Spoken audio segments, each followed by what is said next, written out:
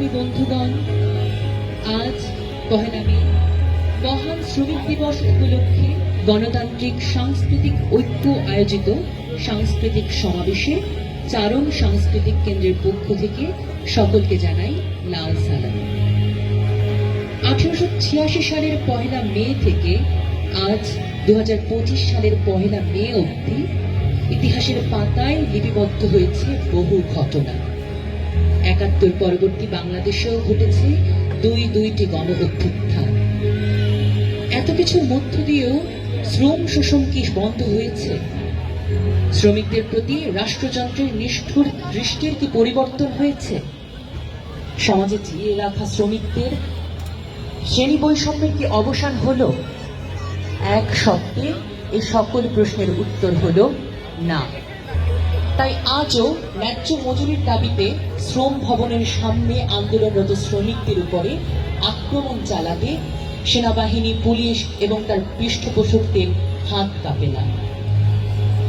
Battery চালিত রিক্সা শ্রমিক কিংবা গার্মেন্টস শ্রমিকদের আন্দোলন করতে বিগত স্বৈরাচারেরই কালো আইন, বিশেষ ক্ষমতা আইন ব্যবহার করে গ্রেফতার করা হয়। আর কেউ প্রতিবাদ করলেই দেয়া হয় ফ্যাসিবাদের দোসরের তকমা। স্বৈরাচার আসে, স্বৈরাচার যায়, কিন্তু শ্রমিকের জীবনের কি পরিবর্তন হয়? তাই আজ শ্রমিকের কথা বলতে হবে শ্রমিককে। ভাঙতে হবে শোষণের জিঞ্জির, গড়তে হবে শ্রমিক শ্রেণীর রাষ্ট্র। মহান শ্রমিক দিবস এ কোনো উদযাপন নয়, এ হচ্ছে এক সংগ্রামের ইতিহাস। তাই সকল শ্রমিক ভাই বোনদের বলবো, হে সাথী, হর রোজ হ্যায় হামারা পহেলা মে। তাই আজকে সম্মিলিত কণ্ঠে সবাই বলুন, দুনিয়ার মজদুর এক হও, লড়াই করো।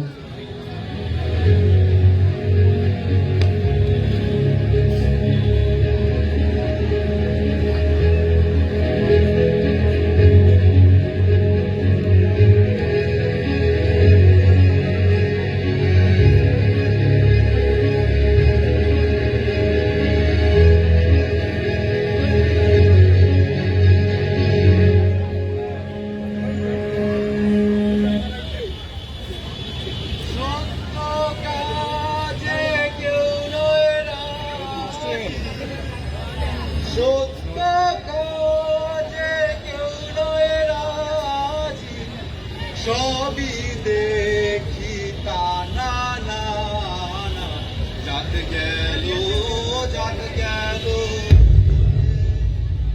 দেখি আজ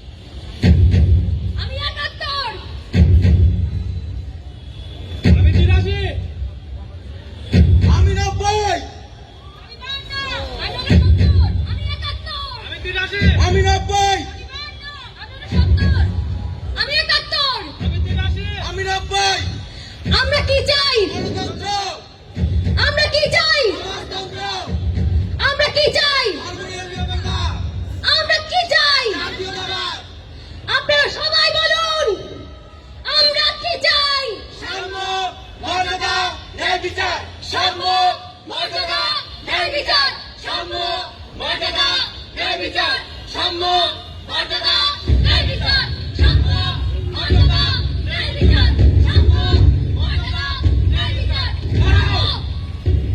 তোমরা কি কোনো দাম শুনতে পাচ্ছ? আপনারা কোনো দাম শুনতে পাচ্ছেন? আমার এক স্বৈরাচারের পতন, স্বৈরাচারের গদিতে আগুন জ্বালাও একসাথে। হাসিনা তুই স্বৈরাচার, এই মুহূর্তের প্রতিষ্ঠা এই মুহূর্তে গদিচ্ছা হাসিনা তুই স্বৈরাচার পালাইছে পালাইছে হাসিনা পালাইছে হাসিনা পালাইছে। পালাইছে বিচার বিচার বিচার চাই, আরে খুনি হাসিনার বিচার চাই।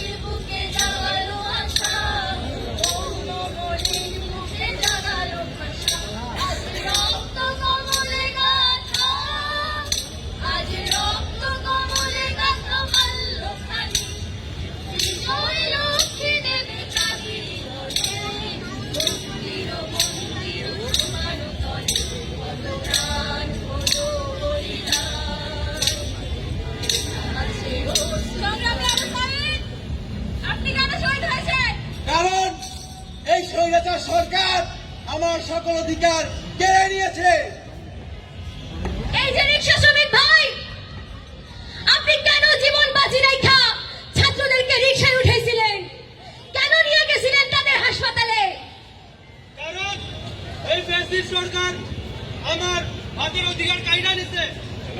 আপনি তো শ্রমিক, আপনি কেন গেছিলেন ছাত্রদের আন্দোলনে? কারণ আমরা বৈষম্যের বিলোপ চেয়েছি, আমরা চেয়েছি অবস্থার পরিবর্তন হোক। এখন আর কোনো সন্ত্রাসের রাজনীতি চলবে না। হলে, হোস্টেলে, গণরুমে, গেস্ট রুমে আর কোনো অপরাধ দেখতে চাই না। হ্যাঁ, ঠিকই বলছি।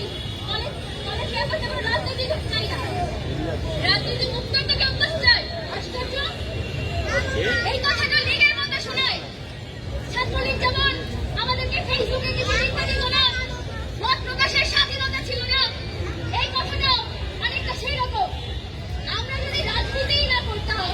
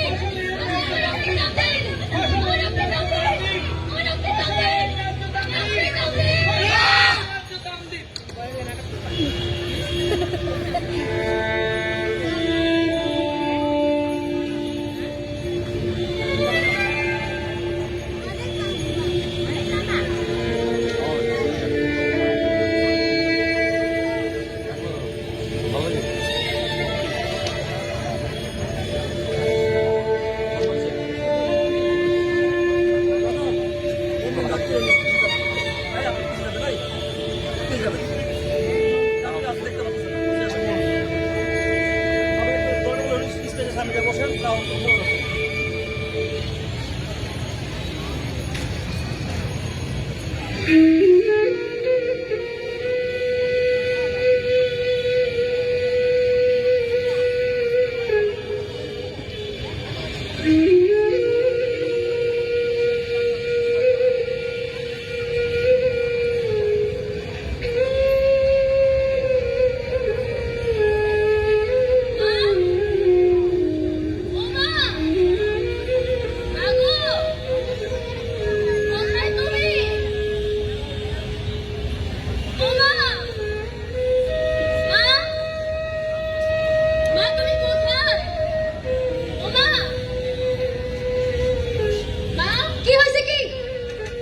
সময় খালি চিল্লাচিল্লি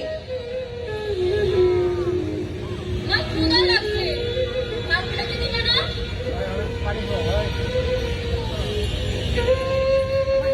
ভাত ভাত দিব বাবা তোর কি অনেক ক্ষুধা লাগছে বাবা আচ্ছা শোন আমি এখন কাজে যাইতেছি আজকে কামে গেলে আমাকে বেতন দেবে কইছে যদি বেতন দেয় তাহলে পেট ভরে আজকে ভাত খাবো ঠিক আছে বাবা আমি কামে যাইতেছি জ্বালা দিবা না আমার খালার কাছে থাকো চলো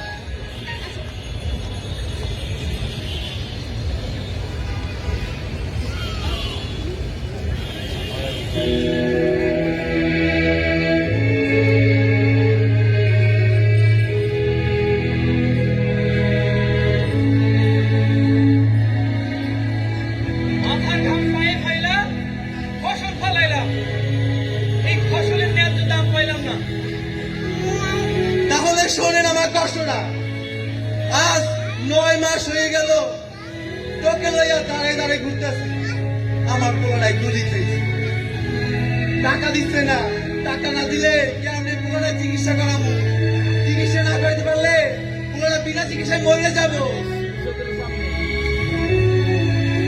আপনারা এটা বিহিত করেন না স্যার আজ 3 মাস ধরে ফ্যাক্টরি থেকে বেতন দিতেছে না বেতন দিচ্ছে না ওরা মায়ের মুখের দিকে চাওয়া যায় না ভাত চাইলে ভাত দিতে পারি না আপনারা বেতনটা দিতে কোন স্যার বেতনটা দিতে কোন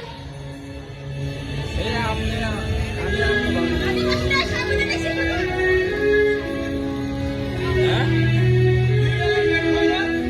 ভাত খাবো এইটা লয়া রাজনীতি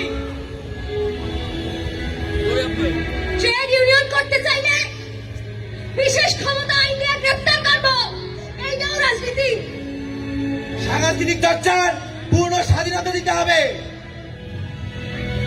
বিকল্পের আহ্বান যদি করো ভাই উপরতলার থেকে নামরে সবাই আচ্ছা আমি আপনার কিন্তু একটা ঘুরে বলো চলে হাত ছাড়ি বেড়ে বলি একটি বিকল্প আমরাই আসবো তাড়াতাড়ি সিস্টেম না ভাঙলে শ্রমিকের মুক্তি নাই 24-এ এসেছিলাম আবারও আসবো সবাই বারবার রক্তে ভাসিয়েছি পথ আবারও রক্ত দেব শোষণ উঠে দেব এই হলো শপথ আবারও রক্ত দেব শোষণ উঠে দেব এই হলো শপথ